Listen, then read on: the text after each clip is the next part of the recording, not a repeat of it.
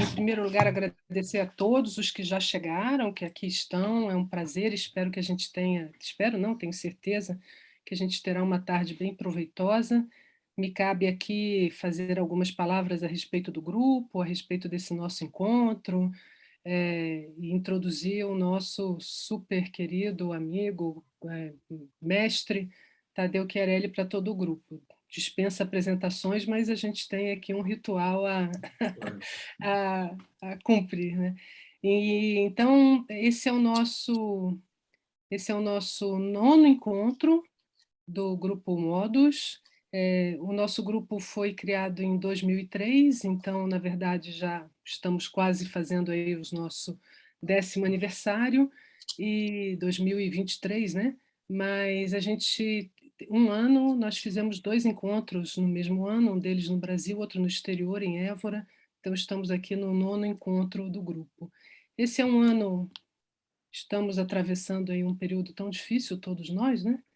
O mundo, e em especial o Brasil, certamente todos concordamos, e nós esse ano decidimos por um formato um tanto quanto diferenciado, nesse momento em que os encontros, né, os contatos estão tão difíceis, ou ao menos mais, como se diz, assim, é, virtuais por enquanto, nós decidimos convidar, dar um valor assim especial aos nossos laços de orientação, parceria que fizemos no passado. Então, o nosso encontro, ele dará voz aos nossos ex-orientandos. Na sequência, todas as mesas serão compostas por ex-orientandos do Grupo Modus, que hoje estão atuando, são nossos colegas, estão atuando em universidades brasileiras, espalhados inclusive pelo país, o que nos dá grande satisfação. Então, a gente resolveu nesse ano aqui fortalecer esses laços tão necessários e tão importantes para a difusão da história da arte no Brasil. O grupo é composto por 7 pesquisadores de 6 universidades brasileiras, todos aqui presentes. Luiz Freire chegou ao final, por isso que eu estava brincando que a gente estava esperando o Luiz Freire para começar. E nós nos reunimos muito assim para como conceber o encontro deste ano e qual seria a melhor época, né, num calendário já bastante abarrotado de eventos, e ficamos um pouco na dúvida se começaríamos hoje. Hoje é um dia muito especial na religião católica, sobretudo. Estamos aqui celebrando, comemorando o Dia dos Mortos, né, finados, né? E infelizmente atingimos uma marca que em 2 anos que jamais esperávamos assistir a algo parecido, né? Então, talvez assim, eu queria dizer que escolhemos não apesar de, mas sobretudo também por isto. É uma homenagem a todos aqueles que se foram, a todos aqueles que nos deixaram em um período tão triste, tão difícil, em que precisamos de fato resistir, e a resistência se dá pelo encontro, pela solidariedade, pela compaixão, enfim, por uma força que a gente constrói conjuntamente. Então, é uma homenagem nossa, assim, ao escolher este dia, quisemos homenagear aqueles que se foram, em especial nessas nossas circunstâncias da pandemia. E queria também agradecer muitíssimo ao professor Tadeu Chiarelli, que aceitou o nosso convite. É muito bom estar com ele aqui presente. Foi o primeiro nome que nos veio à mente quando a gente começou a formatar esse nosso encontro, pensando inclusive na importância da formação, né? O nosso encontro é formas de pensar, modos de fazer arte. E o eixo, o viés, para além apenas desse nosso desejo de reencontros, né? Era também a importância da formação no nosso campo, no campo da história da arte. E o Tadeu nos veio de imediato, por conta de toda a sua trajetória profissional, seja na Universidade de São Paulo, onde ele já se aposentou, seja inclusive como um gestor cultural, seja como diretor do grupo de estudos Arte e Fotografia, que faz tanto sucesso, mas, sobretudo, Tadeu, ficou muito evidenciado para a gente assim, a sua força, não é uma capacidade apenas mental, mas é uma força na formação de novos pesquisadores no nosso campo.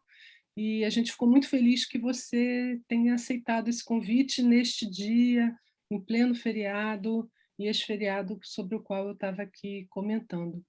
Então eu vou apenas aqui falar um pouquinho sobre o Tadeu, né, assim, mostrar, falar um pouquinho sobre a sua trajetória profissional e passar a palavra para ele já já, né. Então, o professor Tadeu Chiarelli é professor titular desde 2010 na USP, trabalhou na USP desde 1983, onde se aposentou recentemente, mas continua como orientador no programa de pós-graduação em artes visuais. É, entre 1996 e 2000 foi curador-chefe do Museu de Arte Moderna de São Paulo. Entre agosto de 2007 e maio de 2010 foi chefe do Departamento de Artes Plásticas. Coordena, como eu disse, o grupo de estudos em crítica de arte e curadoria e o Centro de Estudos em Arte e Fotografia. Entre abril de 2010 e abril de 2014 foi diretor do MAC USP. Foi bolsista à produtividade do CNPq entre 2009 e 2014 e também assumiu a Pinacoteca do Estado de São Paulo como diretor-geral entre 2015 e 2017. Tem diversos livros publicados, artigos sobre vários temas, e ele vem aqui tratar conosco de um tema que lhe é muito caro, sobre o qual ele vem trabalhando há bastante tempo, há algum tempo, né, Tadeu? Sempre aumentando aí as informações sobre o tema, e o título da sua conferência, então, é sobre o bandeirismo como advérbio, modernismo e tradição paulistana. Então, Tadeu, em nome de todo o grupo Modos, eu queria te agradecer uma vez mais, muito, muito bom estar aqui com você. Passo a palavra para você e agradeço também a todos que estão nos acompanhando. Lembrando que hoje a gente tem a conferência de abertura e depois, na sequência, a gente faz um intervalo, não é isso, Emerson? E a gente volta às 18h30 com a Renata Zago, hoje professora da Universidade Federal de Juiz de Fora, e o Pedro Ernesto Lima, professor da Unespar, e como a gente disse, passou pelo Grupo Modos, ambos passaram pelo Grupo Modos de alguma maneira, né? Então, obrigada, Tadeu, te passo a palavra. Bom, pessoal, eu agradeço muito o convite. Quando eu conversei com a Fátima, imediatamente eu me animei para participar, e acho que a Fátima foi muito feliz em chamar atenção para a data especial de hoje, e esse foi um dos motivos também que me fez aceitar, porque eu vejo esses encontros como encontros de resistência nessa situação dantesca que a gente vive hoje. Eu tenho 65 anos, eu nunca imaginei que nós fôssemos passar por essa desgraça, que no início eram duas, né? Era Bolsonaro e a Covid, e ele teve a capacidade de transformar numa só, né? E com esses mais de 600 mil mortos, uma pessoa muito querida da minha família, enfim, se foi quando poderia ter sido salva, enfim. E como ela, várias outras pessoas que ficaram para trás por causa da incúria desse governo que está aí. Então, eu acho que, num momento como esse, é muito importante que as universidades brasileiras, através de seus docentes e de seus estudantes, não esmoreçam, né? E não deixem perder a oportunidade de estabelecer encontros para discussão, enfim, para levar o conhecimento adiante, né? Que eu acho que essa é a melhor resistência que a gente pode fazer.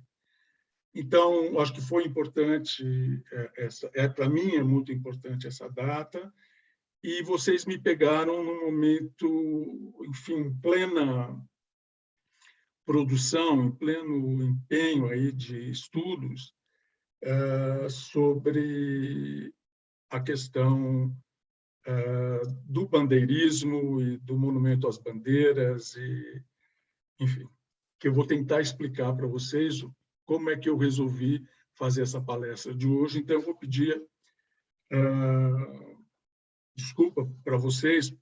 Enfim, houve esse problema no meu computador, eu vou tentar ler aqui e a gente vai conversando, tá? Eu quero, na minha cabeça, eu estou entre pares, eu estou vou passar para vocês os problemas e inquietações que a minha pesquisa está me trazendo. Tá?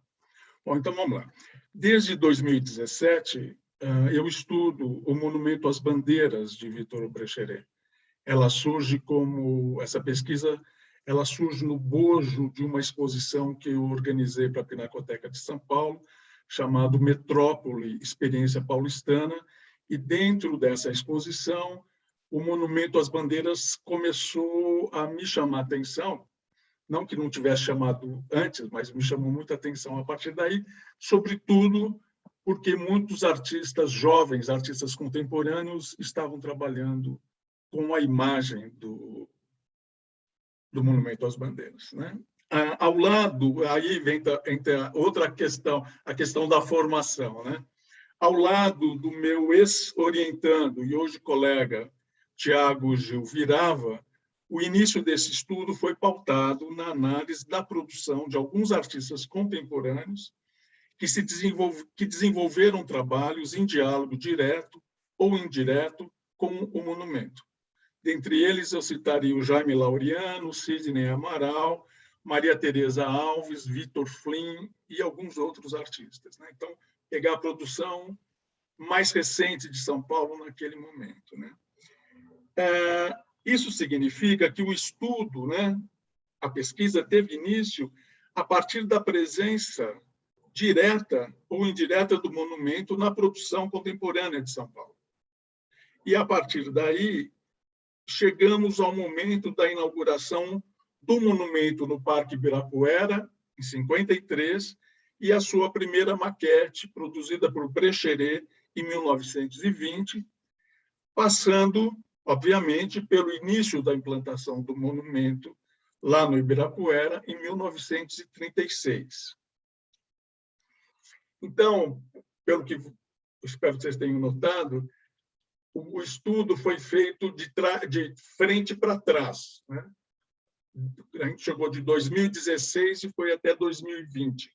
Estou dizendo sempre nós, porque eu estou ainda do lado desse meu ex-orientando, e nós formulamos algumas questões nessa etapa da pesquisa numa disciplina de pós-graduação, no programa da USP, para que a gente, enfim, pudesse ter um espaço para discutir com os estudantes e tal. Bom, após essa primeira etapa, e com o ingresso de Eliane Pinheiro, minha orientanda, em 2019, no doutorado, no programa de pós-graduação, com um projeto voltado para o Monumento às Bandeiras, e, na sequência, a chegada de uma bolsista de iniciação científica, também estudiosa da obra do Vítor Brecheret, ou seja, juntando essas novas contribuições, nós iniciamos um estudo agora de trás para frente. Ou seja, se de início estudamos o monumento de 2016 a 1920, na sequência, nós passamos a estudá-lo dentro da história da cultura ocidental, desde a Antiguidade Clássica até 1920, aqui em São Paulo. Também a gente transformou esse momento numa disciplina. Estamos prestes a terminar agora. Então, dentro desse vasto cenário, né, um aspecto que vem me interessando é saber como o processo do bandeirismo paulista se integrava ao discurso dos modernistas como algo naturalizado em suas crônicas, textos críticos, poemas, romances.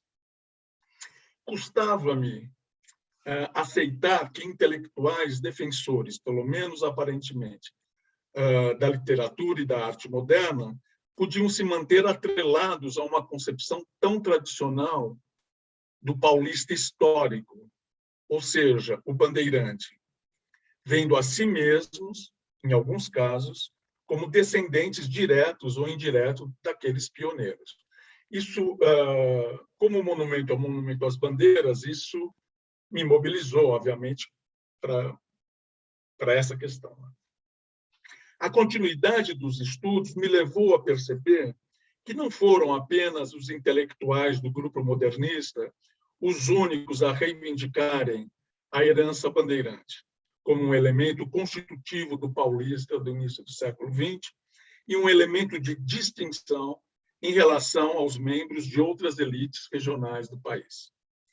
Antes do início dos anos 20, a impregnação da ideologia bandeirante já era um fato em São Paulo, arregimentando vários setores da elite do lugar, que, inclusive, já tinham como meta a construção de monumentos que homenageassem os bandeirantes. Então, por que é importante esse aspecto?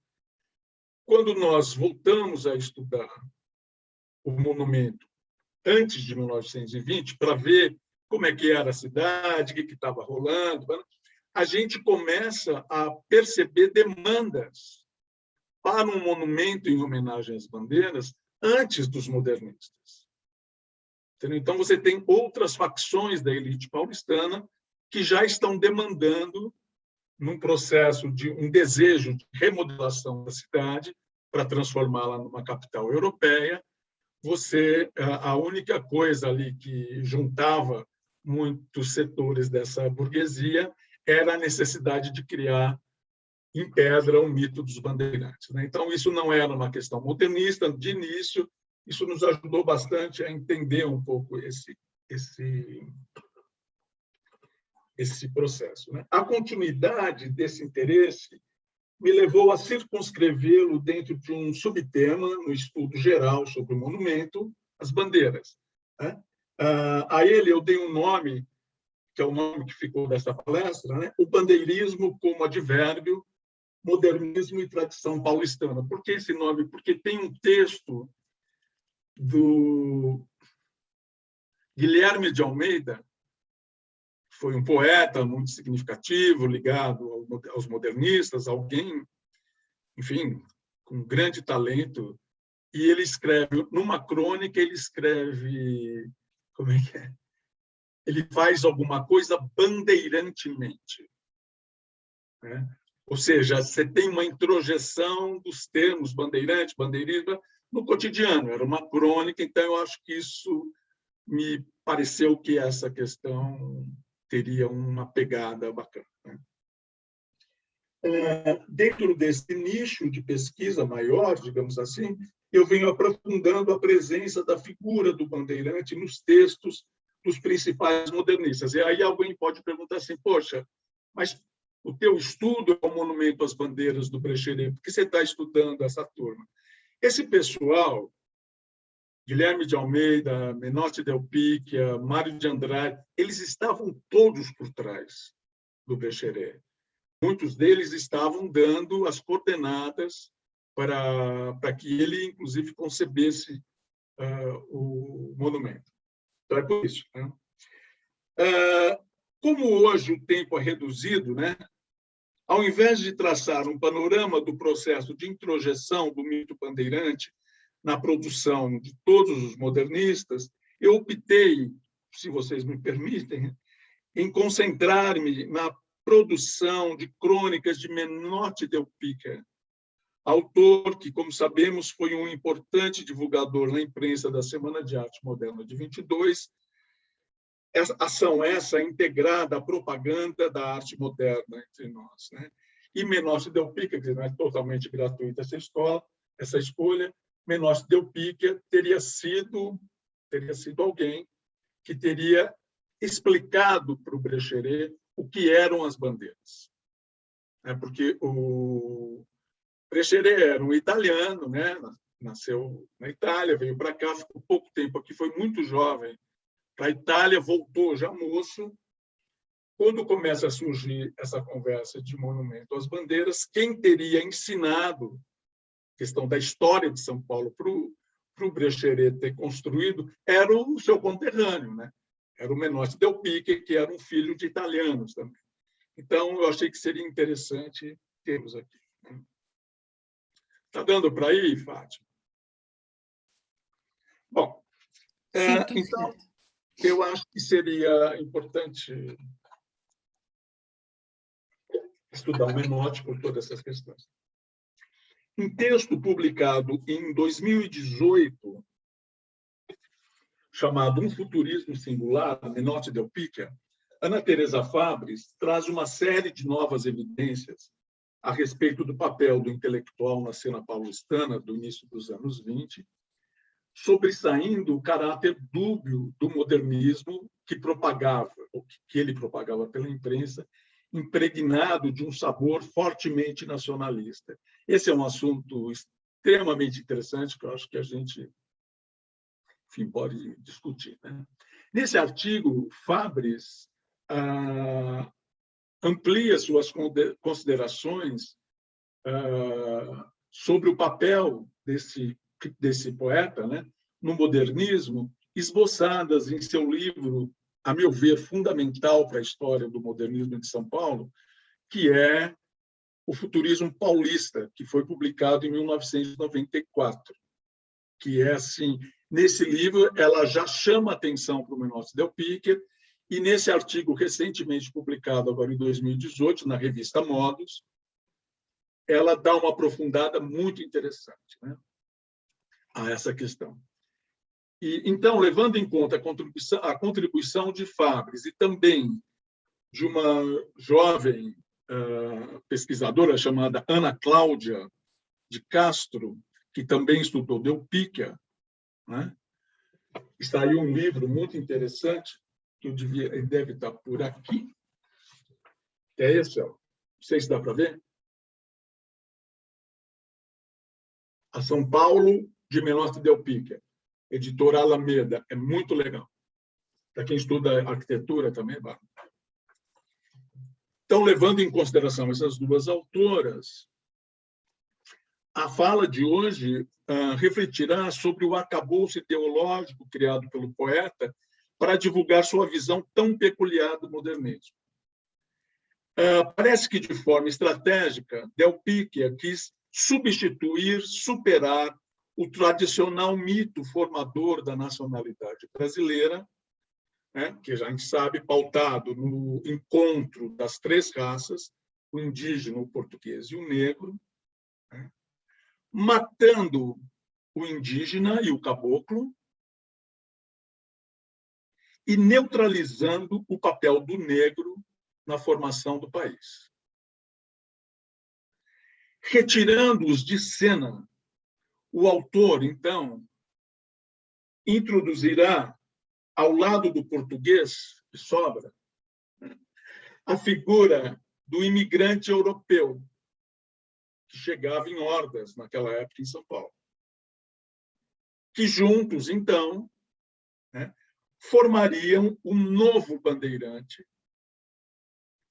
Em suma, Del Pica, em seus artigos, proporá um Brasil sem negros e sem indígenas, um país branco. Okay? Lendo a coletânea de textos que Del Pica publicou na imprensa entre 1920 e 1922, organizada por Yoshi Barreirinhas, que é um livro também muito legal, que não está aqui agora, evidencia-se seu processo de apagamento das figuras de cor que estariam na base da nacionalidade brasileira. Quando cita o elemento negro, normalmente o faz de maneira protocolar, sem lhe conceder a importância devida na formação do país. Para o autor, o negro foi insignificante nesse processo e tal posicionamento já se encontra em Juca Mulato, que é o poema que ele publicou em 1917 e que leva a Del Pica à fama, né? Ele passa a ser reconhecido e respeitado como poeta a partir de Juca Mulato, em que alguns críticos percebem uma preocupação regionalista, o fato dele falar do mulato e por aí vai.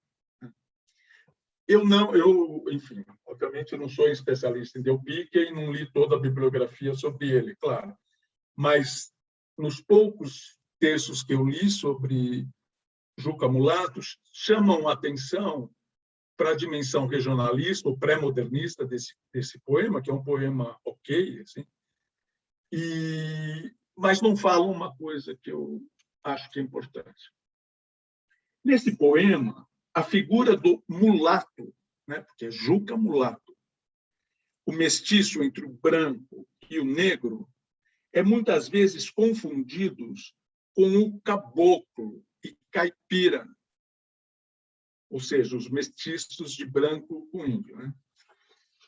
Tal apagamento, né, tal apagamento das diferenças concretas entre mulatos, caboclos e caipiras parece se ancorar na crença de que todos esses mestiços teriam como base comum a profunda ligação com a natureza, sem nenhuma possibilidade de transcender sua condição de seres primitivos. O mulato, no poema de 17, confunde-se com a natureza e, portanto, tem pouco ou nada a contribuir. Sua inteligência apenas serve para se afastar da mulher branca, a quem ama, né? E mesmo assim ele se afasta dela, porque afinal ele sabe o seu lugar. Essa é inacreditável, mas é essa, enfim. Eu não quero cometer nenhum anacronismo aqui, mas sabe, de julgar refletir com os olhos de hoje aquilo que foi produzido há mais de 100 anos já, um pouco mais de 100 anos, que são textos de 17, né? Mas, de qualquer maneira, eu acho importante a gente trazer à tona essas questões para que a gente saiba onde é que nós estamos lidando, né? A semana de 22 vai fazer 100 anos. Ó. Continuando, então, gente. Em um ponto, no final dos anos 1910, ou no início da década seguinte, eu não consegui... Esse conto eu encontrei num livro chamado Pão de Morrock, um livro que está fazendo 100 anos hoje, foi lançado em 1921, que junta as crônicas, algumas crônicas do Del Picker, entre 19 e 1920. Então, eu não sei se foi quando ele foi escrito. Mas nesse romance, chamado A Façanha, nota-se outra caracterização nada lisonjeira de um personagem negro. O autor escreve sobre um assassino, abre aspas, um negrão alto, entroncado, crânio chato de símio, olhos bestiais, raiados de sangue. Fecha aspas. A meu ver, evocando antigos temores dos brancos de São Paulo em relação aos negros escravizados, e Paulista tinha muito medo disso, tem uma tese sobre isso, Del Pica descreve Roque Cabinda, que é o nome do personagem, como a encarnação do mal. O desfecho da história me parece indicativo da crítica do autor. Roque é morto por Tico, um caboclinho adolescente.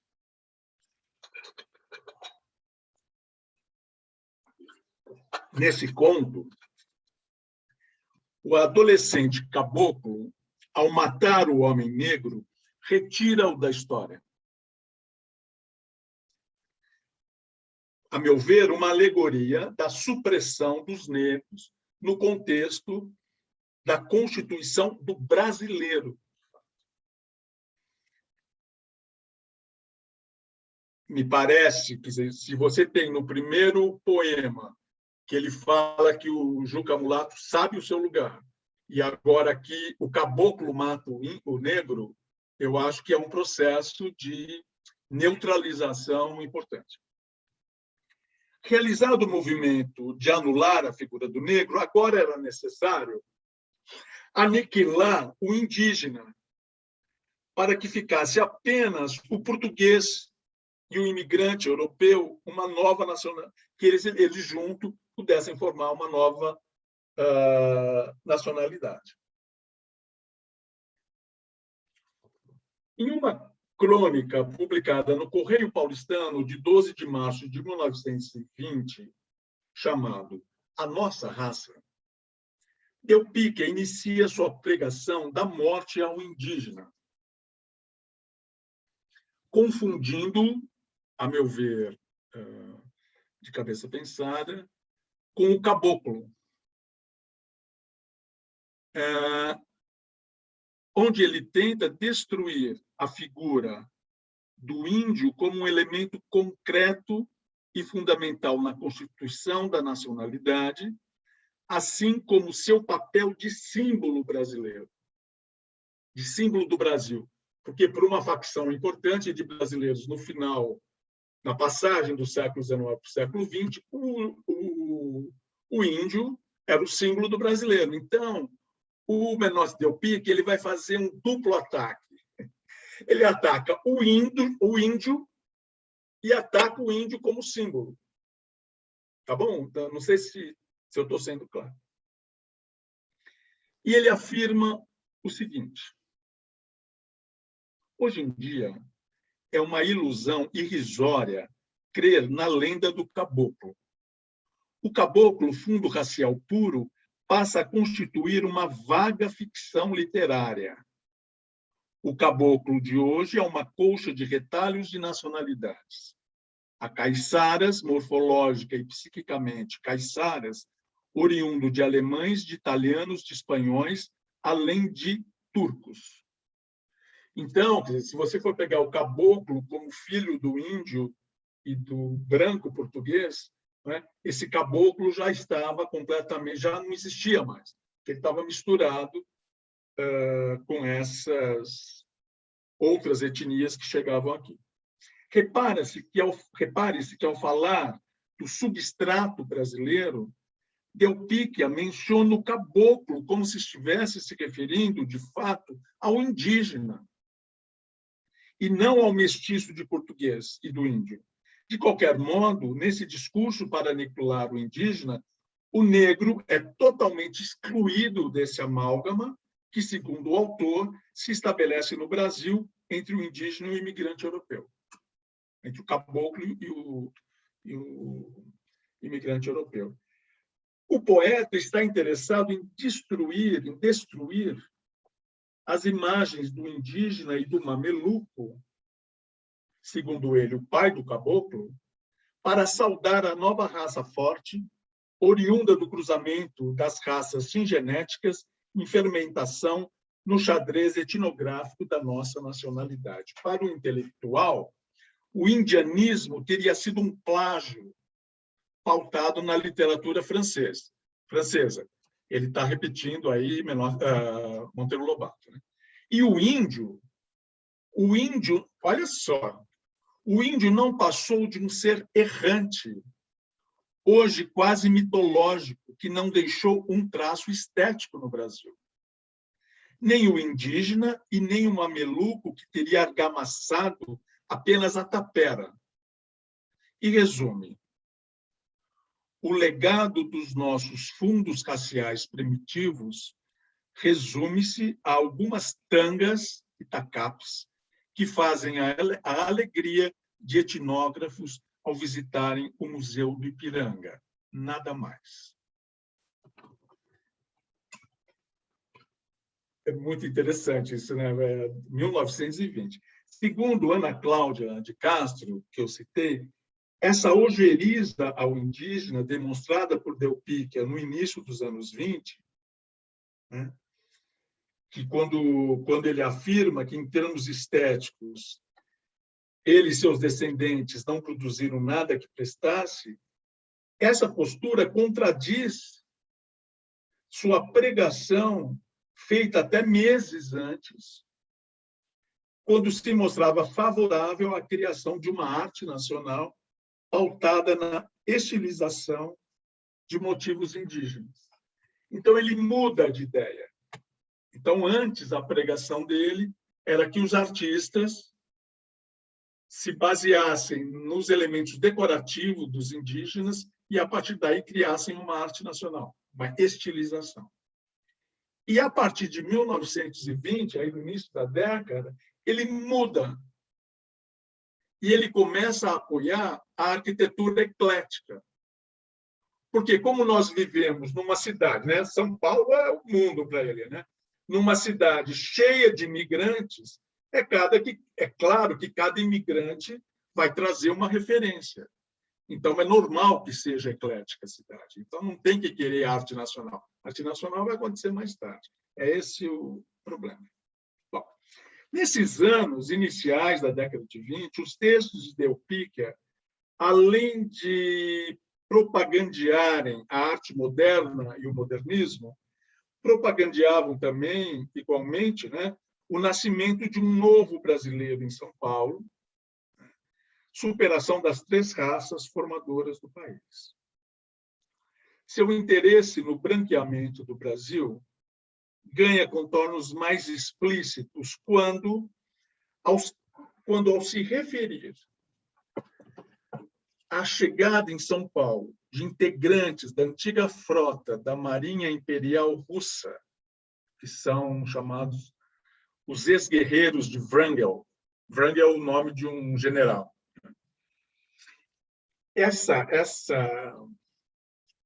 Esses integrantes dessa frota, eles fogem da União Soviética e migram para São Paulo, uma das cidades é São Paulo, fugindo do Exército Vermelho.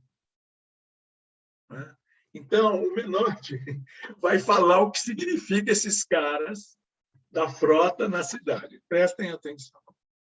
Ontem, deambulavam pelas ruas do centro aqueles belos espécimes de valores humanos que são os ex-guerreiros de Wrangel. Os seus corpos gigantescos, musculosos, denunciam logo os colossos do Cáucaso, de olhos cor de água e cabelo fulvo. Vigorosos exemplares de masculinidade mostravam, entretanto, na expressão pacífica do olhar romântico, uma quase inofensiva ingenuidade.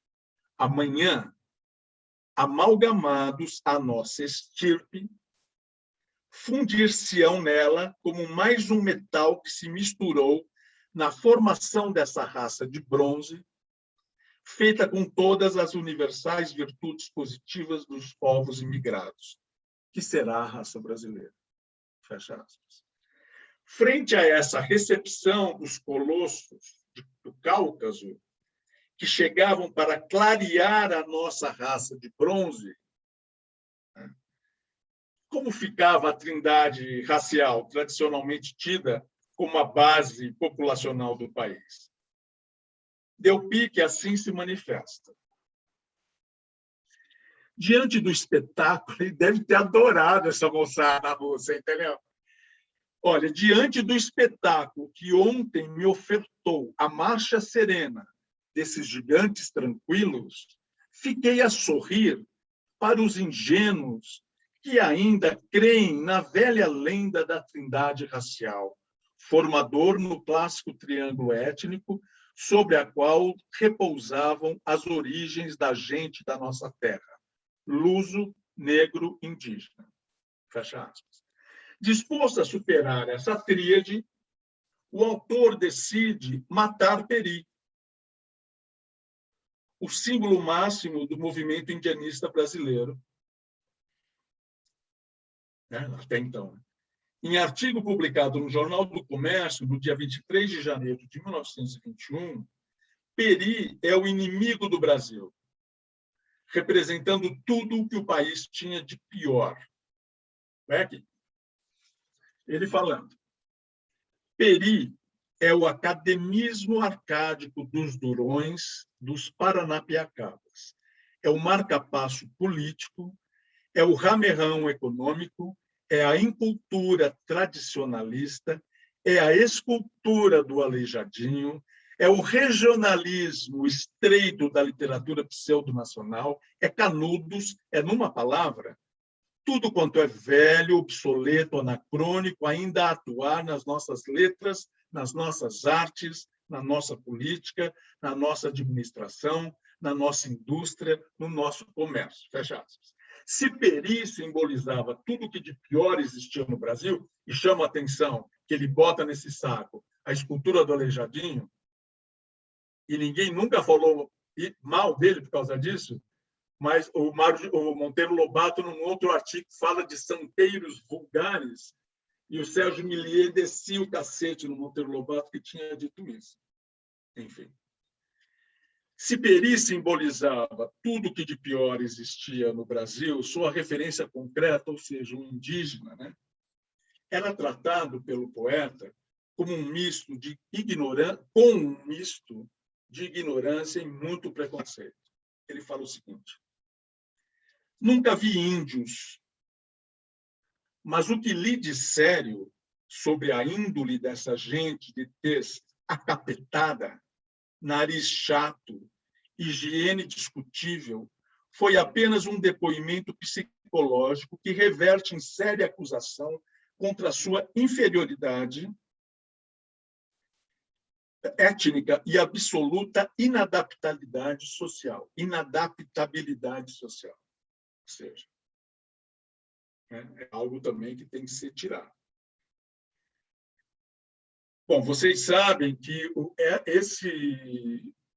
esse artigo foi tão virulento, né, que o Mário de Andrade respondeu, escreveu um artigo defendendo os índios, né? Para vocês terem uma ideia do quanto foi pesado.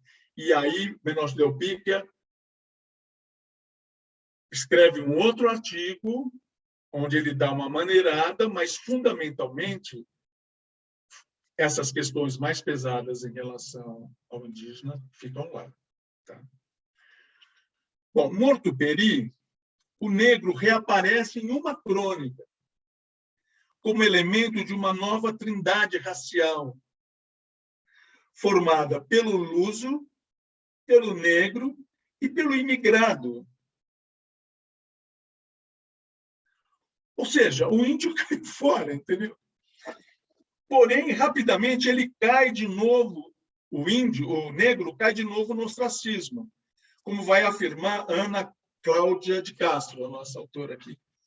Ela fala assim: no ano do centenário, né, em pleno dia 7 de setembro, o escritor publica na primeira página do jornal um texto que explicita sua preocupação maior, a questão estética, face o problema étnico paulista. Vê-se o intelectual expor suas ideias, não deixando mais espaço para a dúvida. Sua aposta é na imigração e é dela que vê surgir uma raça forte e nova, dos elementos anteriores que compunham a raça brasileira. O negro nunca é citado, os índios eram desprezados com todas as letras, e os portugueses eram os brasileiros nativos que se mesclavam ao imigrante. Del Picchia arremata. Ele fala assim: o caboclo molengo e nostálgico substituiu o índio selvagem e épico. Jeca Tatu desbravou Peri e seus demais irmãos de Pocar e Tacape. Pois bem, Jeca também agoniza. Sob as últimas taperas que desmoronam, pulverizam-se os últimos resquícios dos emboabas e dos mamelucos. Ou seja, acaba tudo, né? Como a gente viu, eu estou terminando, Menotti Del Picchia, para a transformação de São Paulo numa metrópole moderna, capaz de estabelecer seu protagonismo em relação ao Brasil, ele previa uma raça branca formada por portugueses e pelos imigrantes europeus. Esses últimos, aliados aos antigos portugueses ou aos paulistas de velha cepa, formariam a nova raça dos novos bandeirantes. Ela está, se você acompanha esse pensamento, desencadear do pensamento dele, é esse processo de apagamento desses atores não brancos enfim, na ideologia que ele está montando lá para o seu modernismo tão especial. Então, é nesse sentido que parece ficar claro que na primeira maquete do Monumento às Bandeiras tem uma imagem de um índio, ou dois, não me lembro agora, como símbolo das insídias da natureza brasileira. Porque os bandeirantes, então, eles são todos portugueses. Né? São todos. Então, eu acho que pode ter... Depois isso muda. Né? Depois, quando Brecheret vai fazer o monumento em 1936, isso estará diferente. Mas essa primeira visão era a visão de uma saga branca. Né? De uma saga branca. Enfim, a ideia é ir montando esse caleidoscópio, ou, se a gente preferir, essa miríade de posições, né, que estariam abarcando, estariam dando sustentação, direta ou indireta, ao artista, muito embora, como eu falei para vocês, esse ideário do paulistismo, esse ideário do bandeirismo, ele é uma realidade muito presente em São Paulo, já no final do século XIX. Eu não estou falando nenhuma novidade, mas agora a ideia é rever essas questões, tendo como base o Monumento às Bandeiras. Enfim, foi essa a contribuição que eu achei que poderia passar para vocês.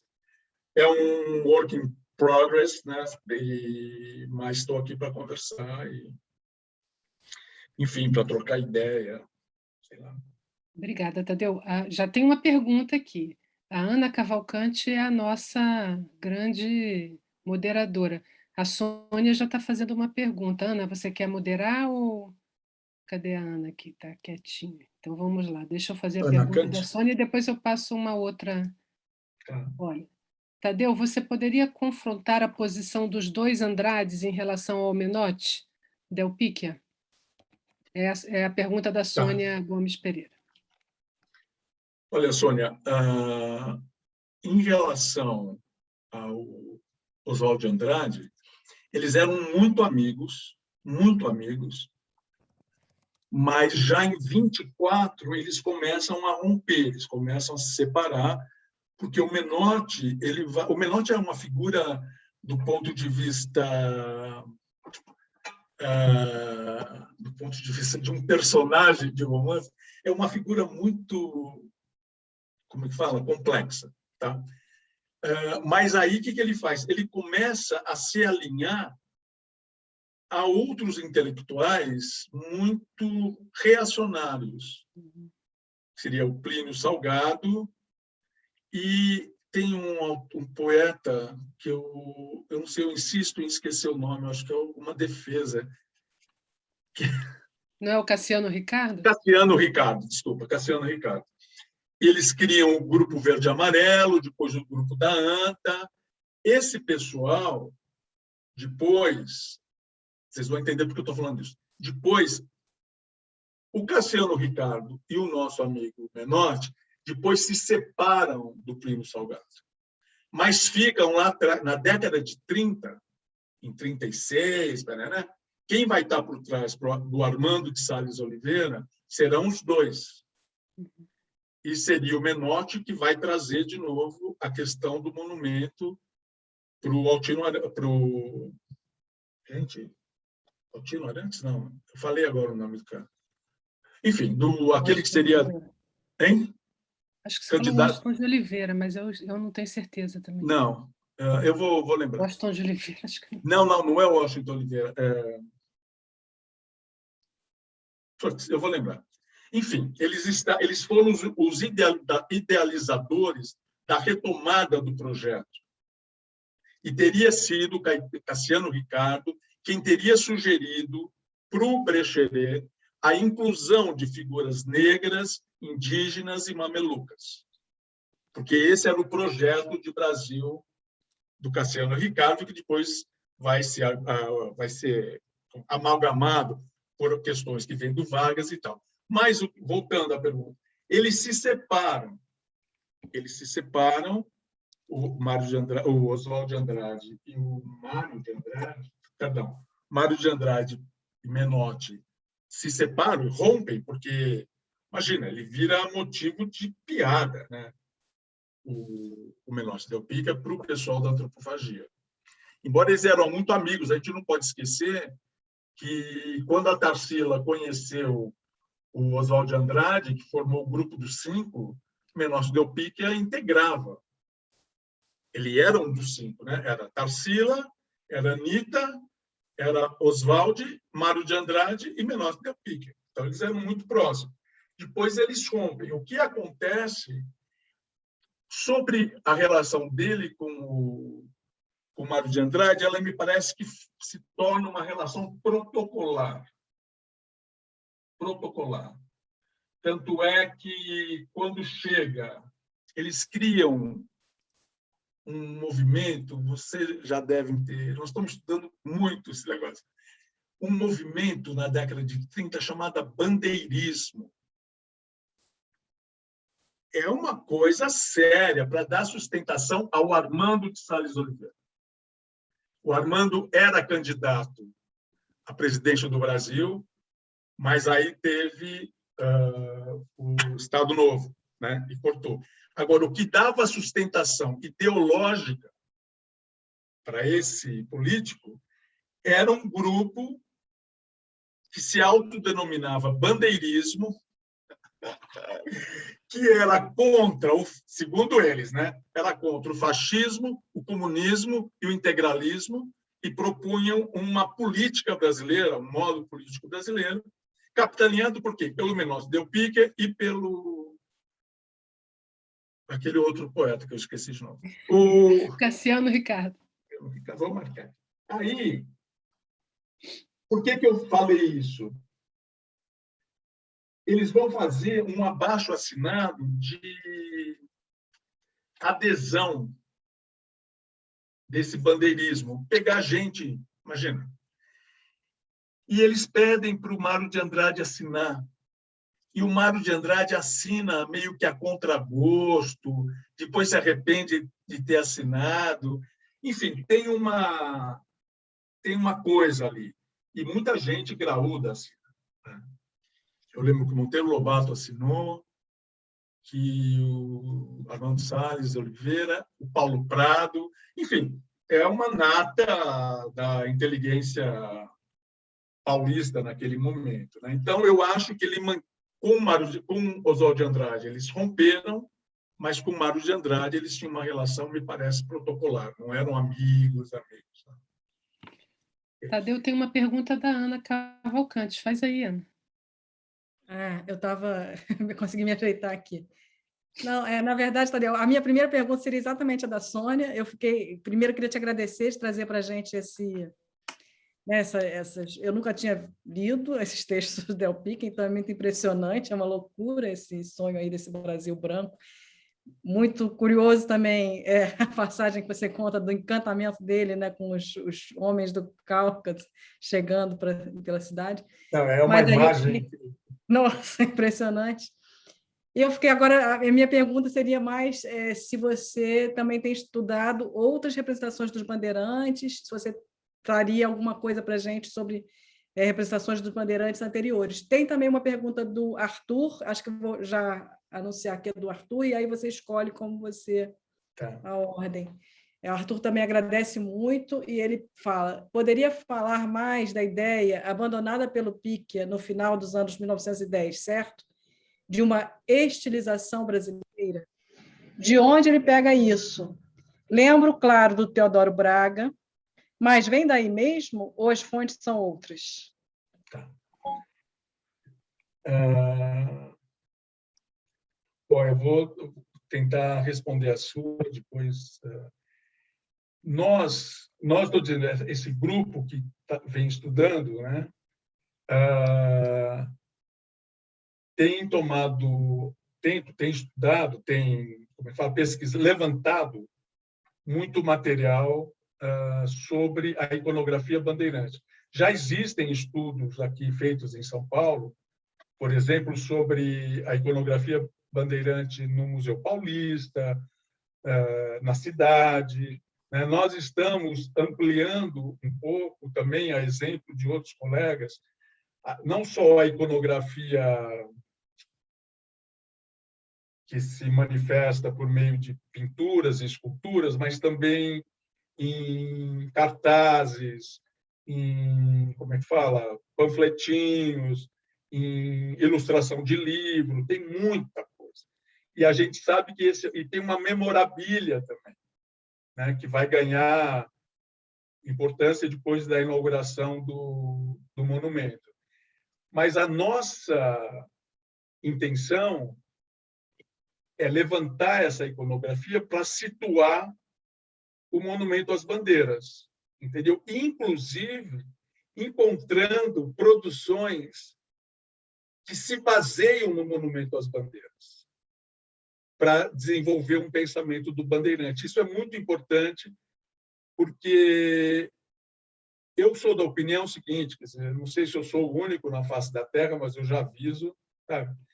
Eu gosto muito do Monumento às Bandeiras. Eu acho que ele é muito bem realizado, muito bem concebido e muito bem realizado. Agora, os significados, ali, o significado do Monumento às Bandeiras não é dos bandeirantes. O significado foi de quem mandou construir aquele monumento, entendeu? O interesse. E você tem vários significados em cima dele. Cada artista que vai pensar o Monumento às Bandeiras dá uma leitura dele. Então, é muito gozado quando você pega a História em Quadrinho aqui em São Paulo, no início dos anos 80, o Monumento às Bandeiras é o povo, é a população brasileira que sai, que se liberta. Se liberta do quê? Se liberta da repressão. Agora você tem uma outra geração que vê aquele monumento como símbolo da barbárie, né? Mas o monumento está lá, né? Isso é argão puro, assim, né? Sabe? E nosso trabalho é trabalhar com arte, né? Com objeto de arte. Então, a gente está sempre puxando a sardinha para o monumento. Então, a gente está vendo as outras coisas, mas sempre analisando. Essa minha orientanda do doutorado, ela está fazendo um estudo interessantíssimo sobre o monumento, como ele nunca foi visto. Muito legal. Enfim, a outra questão... Então,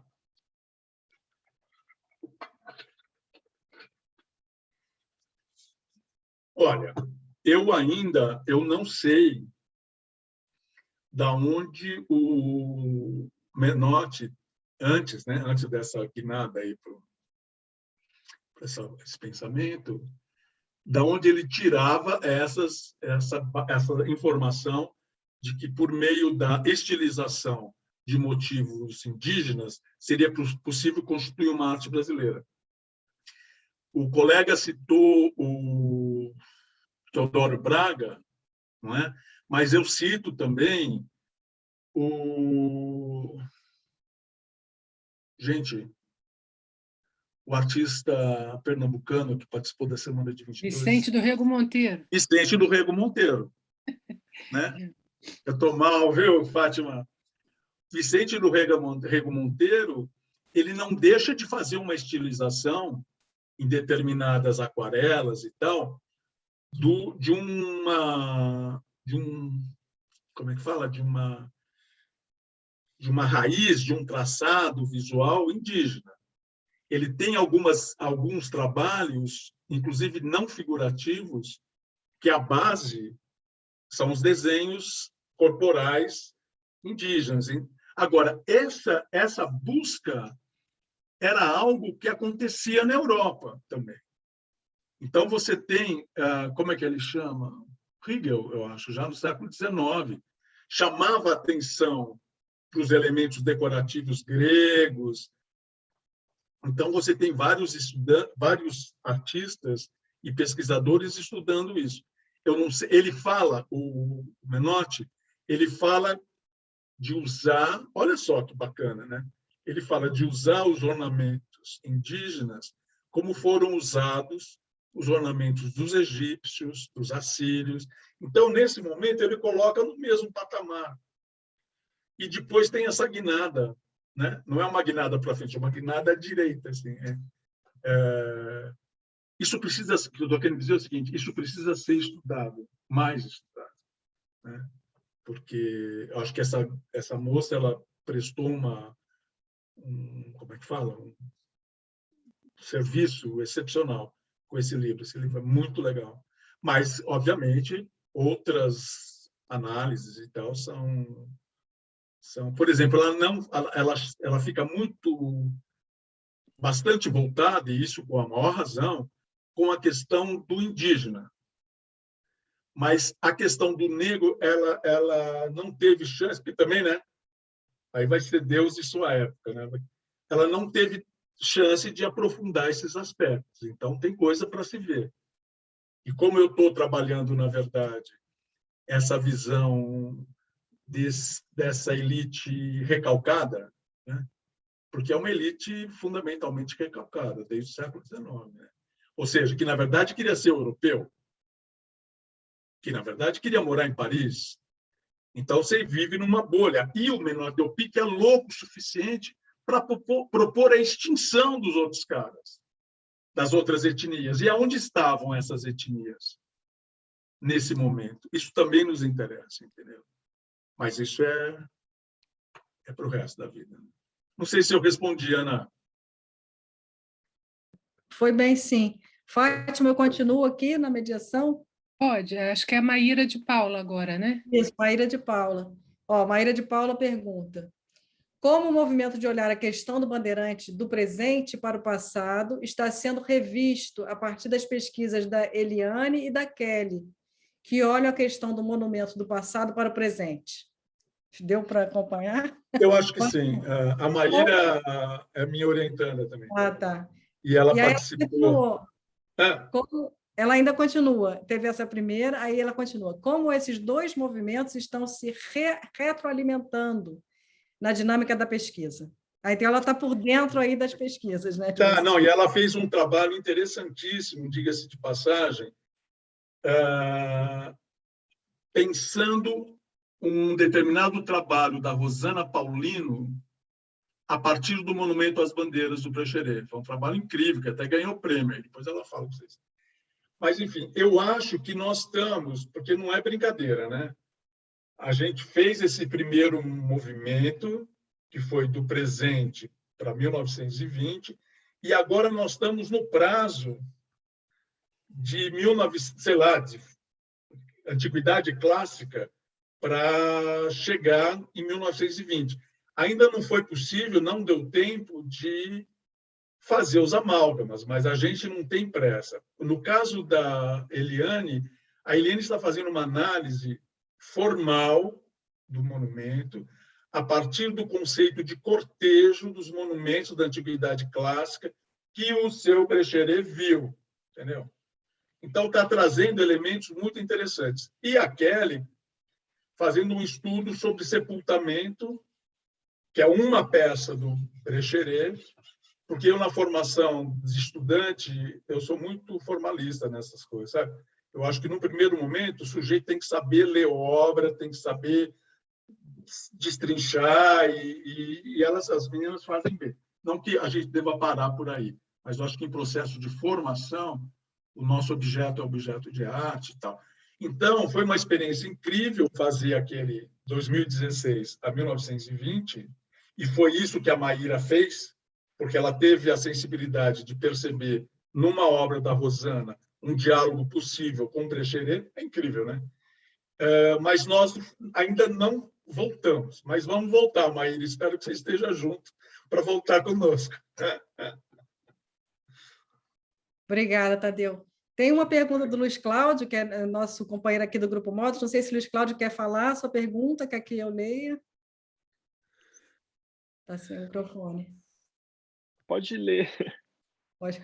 Prefere? Então, não, eu posso perguntar. Então, vai perguntar. Na verdade, então, eu fiquei interessado em saber esse movimento presente para o passado, e volta para o presente também, que a Maíra perguntou, e eu fiquei me perguntando, primeiro, eu fiquei interessado em saber se isso pretende ser uma pesquisa, chegar a ser um livro, e se o centro é o monumento. E aí, nesse sentido, porque quando você falou do problema do indígena, eu me lembrei muito, particularmente, do filme do Baniva, Denilson Baniva, né? Sim. Que projetou sobre Sim. o monumento. Eu fiquei pensando se isso te interessa de alguma maneira para o futuro da pesquisa. Era isso. Sim. Olha, como eu falei para vocês, o interesse pela pesquisa surgiu quando eu estava organizando a exposição Metrópole, Experiência Paulistana. Foi um reencontro com esse monumento de uma maneira muito visceral para mim, pelo contato com a produção contemporânea, né?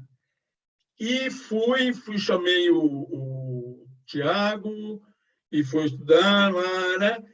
Porque a ideia era fazer uma exposição para comemorar os 100 anos do monumento, da primeira maquete do monumento, que iria ocorrer no MAC, porque o MAC é do lado do monumento, certo? E dentro dessa pesquisa que nós estávamos ensaiando, eu tinha feito contato com herdeiros do Brecheret, estávamos coletando todas as manifestações contemporâneas, né, porque eu comecei em 2016, aí teve uma atualização. Só que aí vieram os problemas, entendeu? Veio a pandemia, houve uma desarticulação geral, o MAC fechou, enfim, coisas. Vocês todos sabem o que aconteceu. Mas a única coisa que a gente conseguiu manter foi a coesão do grupo. A gente continuou estudando, continuou se reunindo, E, claro, a gente se concentrou, como tinha essa ideia de fazer essa disciplina da Antiguidade Clássica até Brecheret, nós continuamos documentando tudo que se faz sobre Bandeirante, tudo que se faz sobre o Monumento às Bandeiras, mas ainda não passamos por essa inclusão. Entendeu? O limite ainda é 2016. O que a gente tem que avaliar é se vale a pena, quando tal, porque essa exposição eu acho que já, enfim, perdeu o timing, né? Tinha que ter sido 2020, não sei, eu acho, não sei. Ou 2021, entendeu? Para pegar 2021 e ir até 2022, que seria...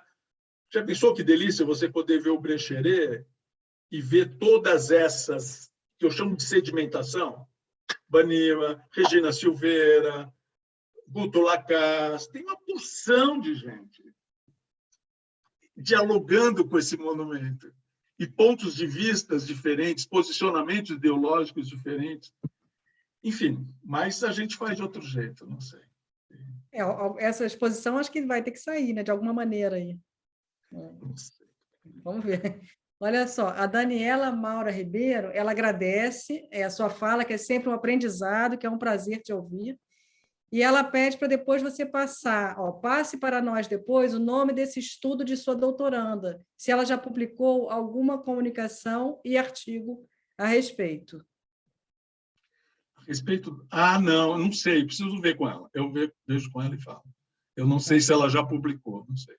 O Arthur comenta também sobre a questão dessa estilização, né, dos motivos e tal, fala do Eliseu Visconti. Também. Né, no início de 1900, fazia isso. E a Sônia, ela escreve o seguinte: a Lilia Schwartz, no Espetáculo das Raças, trabalha muito a diferença de posição das duas faculdades de Direito de São Paulo e do Recife. A de São Paulo teria uma tradição liberal. Você acha que a vinda desses imigrantes perturbou essa tradição, com ênfase no nacionalismo? Eu acho que é algo a ser estudado, na verdade, mas eu tenho... eu ia falar forte convicção, mas eu me lembrei de uma certa pessoa que eu quero... eu acredito que sim. Eu acredito que mexeu porque ao mesmo tempo que seduziu o Del Pica, por exemplo, é visível isso, né? E ele se reformula por causa disso. Ao mesmo tempo, muitos setores dessa burguesia paulistana se sentiam ameaçada por essa presença tão... Porque é o seguinte, ó, no final do século XIX, existe um medo muito grande eu falo essa elite, assim, os brancos, ricaços de São Paulo, em relação aos pretos. Por quê? Porque o estado de São Paulo estava crescendo muito e era o único lugar para onde vinham os pretos, que eram vendidos internamente e tal. Então, eles tinham medo de São Paulo se tornar uma província preta e dos pretos assassinarem eles, matarem as famílias. Isso tem uma tese que é maravilhosa, posso mandar para vocês isso daí. E aí, a questão da imigração entra também nesse contexto. Você branqueia a raça e afasta os negros, porque eles não vão... Os brancos são muito melhor equipados, são mais inteligentes, e eles vão se aniquilar, eles vão ter que ir embora. Esse é um elemento que eu acho que faz desestruturar esse passado liberal, suposto liberalismo paulista. Outra coisa, agora eu vejo assim, o Monteiro Lobato, que é dessa elite, né? Ele escreve uma crônica sobre São Paulo e, a certa altura, ele chama São Paulo de Port Said sem mar. Ou seja, um lugar, um entreposto, né, onde se fala todas as línguas, onde se perdem todas as características, e ele vai ser um nacionalista, né? É justamente nesse período. E ele fez a Academia São Francisco. Não sei, acho que são questões que precisam ser revistas, sabe? Eu acho que aliás, está na minha fila, reler a Lili Schwartz a partir dessas questões que estão me mobilizando agora, que eu li há muitos anos atrás. Mas, enfim, eu acho que é muito, como é que se diz? Estimulante, né? Muito estimulante. Tá ótimo, Tadeu. Agora tem um comentário aqui do Emerson Dionísio, do Grupo Modos. Emerson quer falar? Não sei se... Não, Bom, pode falar, Ana, por favor. Não, vai. Tadeu, maravilhoso cumprimentar. Essa sua narrativa sobre os russos na cidade de São Paulo, do Del Pica, né, me lembrou muito um estudo da Bernadette, de um livro sobre tecnologia do racismo, que ela publicou há uns 12, 13 anos atrás, em que ela vai fazer uma alusão, ela pega como mote, em 1942, aquele Congresso de Brasilidade, onde tem o tema trabalho, eu não me lembro qual é a segunda palavra, acho que é saúde e beleza.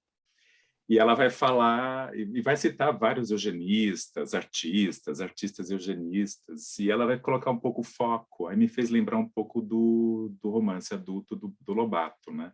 Sobre o presidente negro, que eu sei que é no futuro, e que expressa um pouco essa ideologia da relação entre uma decadência moral e uma decadência física a partir da beleza, né? Que a beleza brasileira estava em risco com a presença desses corpos negros indígenas que precisavam ser eliminados.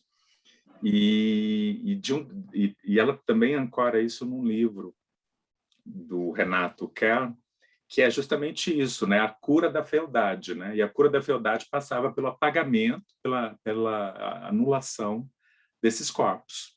E aí, quando você mostra o Del Pica muito antes desse processo, nos anos 30 e 40, já fabulando esse processo, né, de apagamento, de anular da história esses corpos, eu me lembrei desse trabalho dela. Você tem, Emerson, obrigado aí pela sua observação. Eu tenho um dado que é muito interessante. Bom, eu estudei Monteiro Lobato no mestrado, né? Então ninguém fica impune a isso, né? Então ele é uma referência. E todo mundo fala assim, ideias de Jeca Tatu, ele acaba com Jeca, né? Ele não sei o que, né? Agora tem um dado que é muito importante que algumas pessoas esquecem, que ele se dá conta de que aquele sujeito que ele culpava de ser o mal para o Brasil, aquele sujeito era um sujeito doente. Ele era o que era, supostamente, o caipira, porque ele não tinha saneamento básico.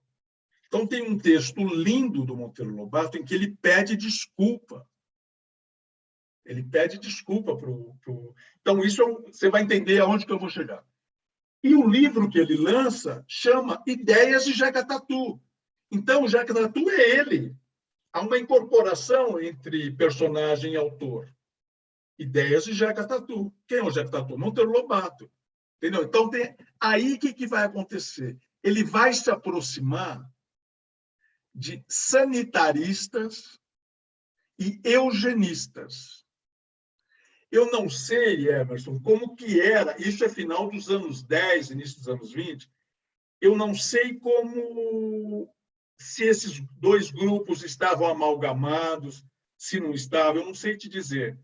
Mas, de qualquer maneira, o Lobato pode ter começado a angariar certas ideias eugenistas também nesse momento aí onde o nosso querido Menotti também está.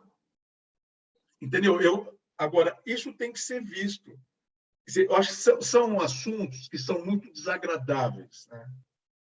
Agora, eles têm que ser enfrentados. Eles têm que ser enfrentados de uma vez por todas. Porque a gente só vai conseguir entender, de fato, o buraco que a gente está se essas questões são trazidas à tona, né? Eu não sei, eu acho que eu acho espetacular isso que você falou, entendeu? Porque vale a pena. Porque eu sei, por exemplo, a própria autora fala que o Monteiro Lobato ele encontra com Belisário Pena. E o Belisário Pena tinha, enfim, teria que ver aí. E, enfim, vamos aguardar. Eu acho que tem muita coisa forte, sabe? Muita coisa forte. É como você falou, né, Tadeu? Assim, são assuntos muito, muito difíceis, mas que a gente tem que ir enfrentando. E essas coisas que você trouxe, né, a gente fica espantado, né, das coisas que foram escritas, mas, enfim, é encarar. Bom, a Sônia comentou aqui, muito legal, Tadeu, sua observação sobre a necessidade da gente enfrentar. A Sônia e eu estão aqui, a conexão. A pergunta que ela ia fazer, eu ia fazer, e agora o comentário que eu estou fazendo aqui, ela fez também. Então, eu não sei ainda se há outros... Eu queria fazer uma pergunta. Sim, fala, Fátima. Queria, assim, né, como todos aqui, agradecer muitíssimo aí a sua explanação, que é um pedacinho dessa sua longa pesquisa, acompanhada pelos seus alunos, né? Volta aquela história você foi escolhido de imediato por conta desse estar junto, né? Você está junto aí, trabalhando junto, pesquisando junto e apoiando.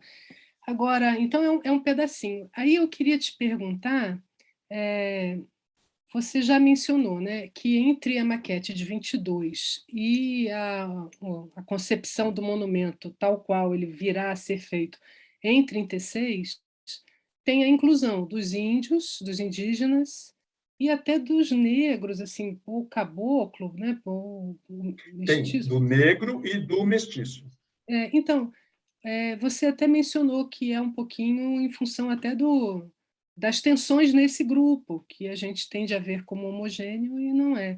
Eu queria que você falasse um pouquinho mais sobre isso, assim, Tá. o que você acha que determinou esses corpos escultóricos, assim, então, quer dizer, que nesse conjunto escultórico tem havido espaço para esses outros personagens. Tá. E é engraçado, Tadeu, eu sei que é o Cassiano Ricardo, estava lembrando, porque no monumento final tem o poeminha Do Cassiano Cassiano, Ricardo e exatamente. do Guilherme de Almeida, por isso que eu não esqueço, ele está lá, né? Mas assim, o que você achou que foi tão determinante assim para que nesse grande conjunto escultórico tivesse espaço para a inclusão, né, dos negros e Legal, Fátima, obrigado. Eu penso, essa questão me seduz muito, assim, sabe? Porque eu vejo assim, tem alguns autores que dizem que São Paulo passa por como é que fala? Por uma experiência muito traumática, que é a Revolução de 32, né? E que o monumento às bandeiras seria uma forma de se reerguer, né? Seria uma forma de São Paulo se reerguer, porque quem está bancando ali é o cara que quer ser presidente do país, né? Salles Oliveira, Armando de Salles Oliveira. Dizem que, embora ela quisesse se reerguer, essa elite, esse grupo, não podia mais esquecer que o Brasil era só de brancos. Ele tinha que levar em consideração, ele perdeu para o resto do Brasil. Então, se ele quisesse fazer alguma coisa para não incentivar ainda mais a disputa, ele tinha que integrar os outros povos na formação do país. Isso é o que dizem. Por outro lado, essa figura do Cassiano Ricardo, eu acho que é uma figura excepcional e traumática também, porque ele tem um livro que chama Marcha para o Oeste, que ele conta a história do Martim Sererê, sei lá. Cara é um gênio, assim. E ele pega o bandeirante que está indo para o Oeste, entendeu? E ele faz toda... E o bandeirante é o branco, é o negro, é o mulato, é o mameluco, e não sei o quê. Ele tem isso no texto. E isso aparece no monumento. O monumento, reparem, o monumento está em movimento, né? Ele está é uma bandeira. A impressão que dá é que eles estão caminhando. Eles estão indo em direção ao oeste. Bom, essa maquete é feita em 36, certo? O Estado Novo começa no ano seguinte, em 37. E qual que é o discurso do Vargas? É a marcha para o oeste. E quem deu um catiripapo no Armando de Salles Oliveira e foi trabalhar por Vargas? O Cassiano Ricardo.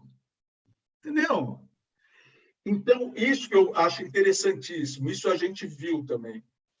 O mito bandeirante deixa de ser um mito paulista e passa a ser um mito brasileiro, com Vargas. E aí tem, quando você encontra JK, Juscelino Kubitschek, eu tenho um outdoor dele, quer dizer, tenho uma foto de um outdoor dele, o novo bandeirante. Entendeu? Então, você tem uma passagem de significado da figura do bandeirante de algo fundamentalmente paulista para o símbolo do brasileiro. E isso se dá na época do Vargas, contra quem a população, os paulistanos, que quando ele morreu, ele se matou, disse que estouraram champanhe em Genópolis, na Paulista, né? A coisa era grave. Mas tem um outro dado que eu não quero esquecer para te falar dessa passagem. Assim, por exemplo, você tem aquela revista maravilhosa, São Paulo. Já viu que é uma revista dos anos 30, fotogravura, com muita fotografia, fotomontagem, né? É tudo bancado por eles, por esse grupo bandeirismo. E aquilo é uma apologia de São Paulo. Eles usam as técnicas mais modernas da fotografia, né, impressa, para fazer propaganda para o Armando de Salles Oliveira, que tinha uma visão, enfim, aceitava as outras etnias, mas o líder era um branco. Isso. Sim, e a disputa, né, cara? Porque é o seguinte, eles fazem o monumento às bandeiras, começam a fazer o monumento às bandeiras. Aí vem a guerra, falta dinheiro, aquilo lá vai se arrastando. Eles querem fazer o monumento ao soldado constitucionalista. E esse é outra paulada dos paulistas, certo? Aí começa a disputa com o Brasil, a disputa com o exército brasileiro, que vai estourar no monumento a Duque de Caxias. Tem uma disputa pela hegemonia aqui em São Paulo que se dá por meio dos monumentos. E o mais maluco, gente, é que quem vai fazer o monumento ao Duque de Caxias é o Brecheret. Entende a complexidade né? Porque é complicado porque São Paulo ele perde o poder, o Estado perde o poder, mas não perde a grana e não perde a empáfia. Então, você vai ter esses movimentos de tentar superar e tal. E aí, enfim, é o que nós estamos por aí. E eu acho que até recupera, né? Pós-Vargas vai recuperar esse mito do Bandeirantes partindo de São Paulo, né? Porque como carioca, né, que eu sou, assim, você vê, tem bandeirantes para tudo aqui, né? É Bandeirantes, Anhanguera, inclusive as estradas que atravessam, todos os nomes dos bandeirantes, né? Então parece que quer recuperar, quer tomar para si de novo. Fátima, o problema é o seguinte: essa mudança de nome de rua, de logradouro público, para nome de Bandeirantes, começa em 1910, 1911. Então, você já encontra, sabe, essas ruas, algumas avenidas. Então, é claro que isso se mantém. Aí, quando vão fazer a rodovia dos Bandeirantes. Mas você pode ver a história das ruas de São Paulo, ela vai ganhando nome, né, lá de início dos anos 10, 1911, você já tem então é Rua Bartira, Fernando Dias. Então, assim, o Bandeirante se encontra com a Índia, sabe? Tem umas coisas assim que eu acho que só em São Paulo que tem. Acho que não deve ter em outro lugar. Entendeu? Porque ninguém é maluco. Assim, porque Bartira...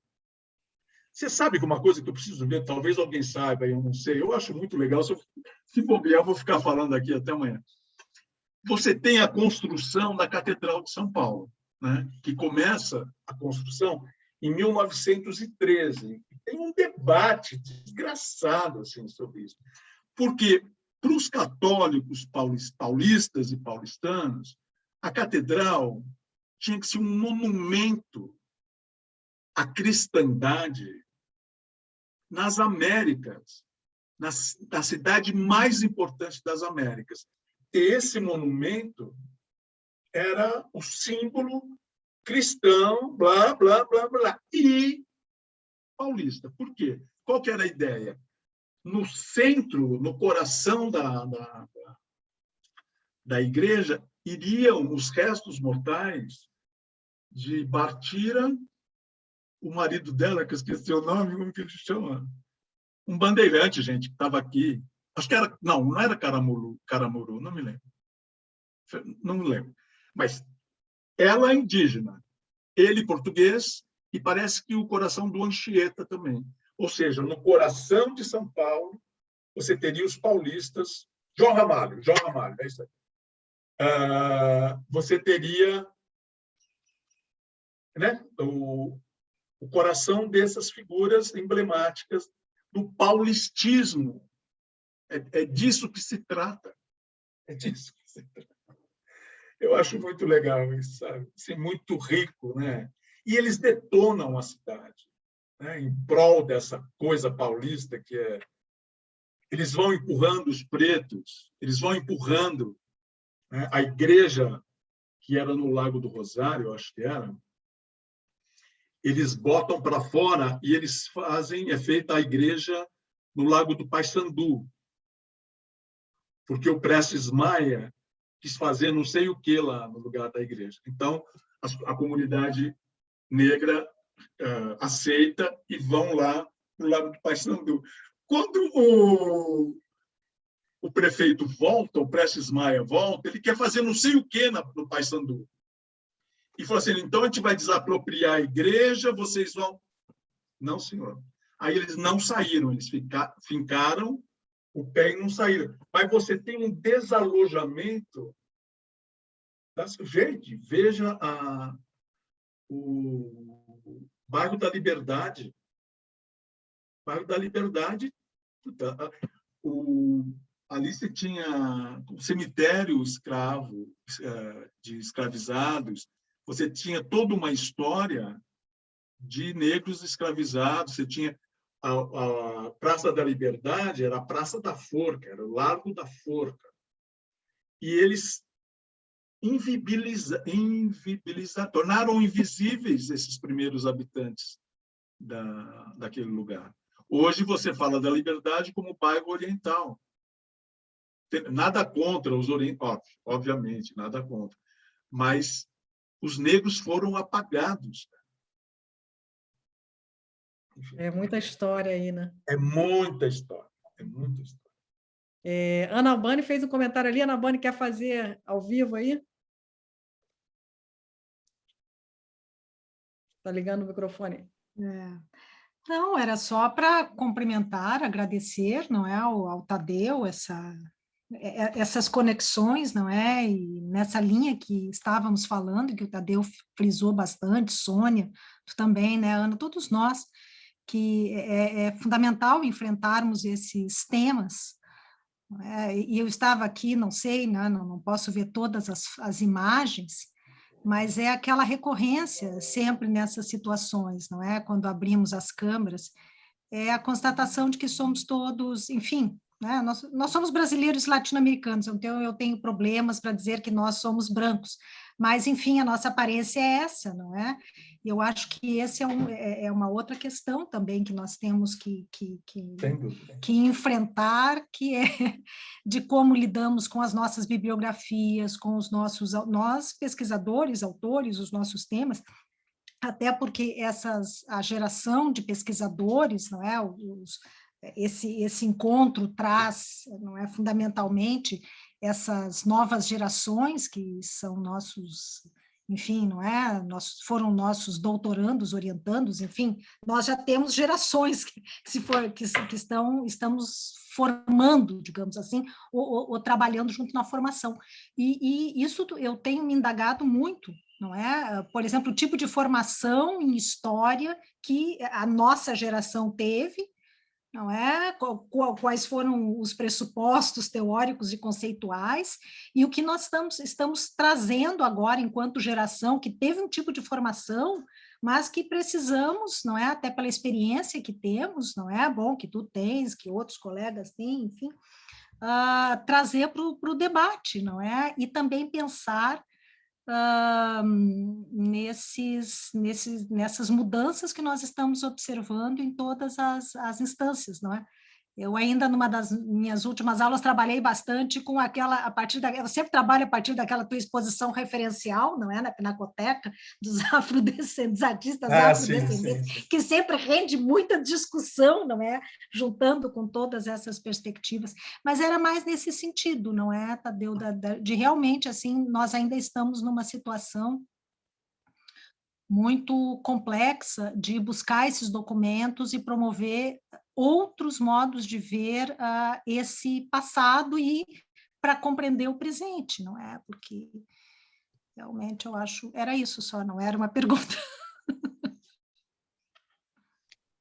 Bom, não é Vargas, os bandeirantes daqui do nosso, digamos, aqui do sul, não é da periferia, nós temos todo um debate sobre isso também, mas aí seria entrar numa outra discussão. Eu queria, então, encaminhar para o encerramento, né? Assim, agradecendo muitíssimo aí essa tarde, lembrando temos que continuar resistindo, ainda teremos muitos desafios pela frente. 1922, não sei como será, assim, acho que a celebração vai ficar, assim, me preocupa, tanta coisa, enfim, não vai ser um ano de celebrações, é isso que eu fico pensando, assim, né? Um ano de resistências, de reflexões, né? Serão necessárias, seremos exigidos a refletir sobre muitos mitos, por exemplo, né? Inclusive o que não é mito, coisa nenhuma, inclusive aquele que não é nada. Mas eu gostaria de agradecer muitíssimo ao Tadeu a ter passado essa tarde conosco, a todos que estiveram aqui presentes esse modo atual de estar presente via janelinha. Quem sabe em breve não teremos encontros de novo presenciais com direito a cafezinho, Delícia. vinho, cerveja, cafezinho compartilhado, né, Luiz Cláudio? Não tomando quietinho aí no cantinho. E lembrando a todos que às 6h30, 18h30, então a gente tem a primeira mesa desse nosso encontro com a Renata Zago e com o Pedro Ernesto. Vai até provavelmente umas 8 horas, né? Então, muito obrigada. Obrigada a todos. Força!